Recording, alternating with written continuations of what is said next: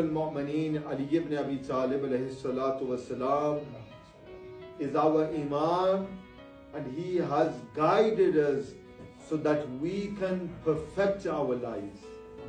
Amir al-Mu'mineen says, the pious is not the one who is pious when he is amongst people.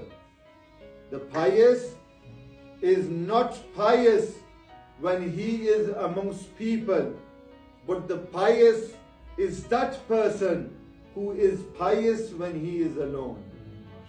Yani the time that you are spending alone, it is that time when Allah Azza wa Jal is closest to you. You know, many people claim to be pious when they are in the company of good people. That is not being pious. But a person is pious that when he is alone, he is reciting the Quran, he is reciting namaz, he is doing ibadat solely for the pleasure of Allah Azza wa Jal. Imam Ali, look how the Imam is trying to guide us. Imam says, consider others to be better than yourself.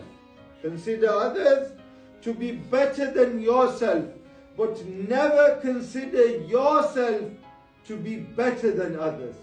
Why? Because when we start thinking that we are better than other people, that is when our ego begins to grow. That is when we stop being humble. That is when we start committing mistakes.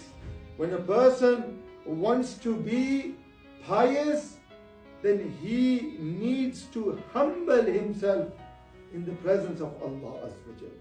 And then the Imam continues and the Imam says, fear the sins that you commit in secret. Most of our people, most of our youth, when they are committing a sin alone, they are not bothered. But they are more scared if that sin becomes public knowledge.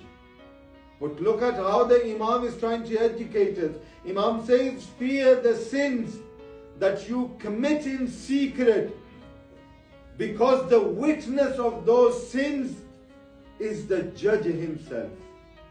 When a person is committing a sin in public, he is worried about what will other people think about him. But Mola is saying that when you are committing a sin alone, no other person is watching you, but the judge, yani Allah Azza wa Jal himself is watching you. Never think that a sin is big or small, but look in front of who you are committing the sin.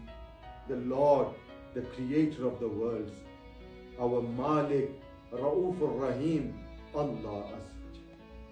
Remember, try to humble yourself in front of others and mostly in front of Allah.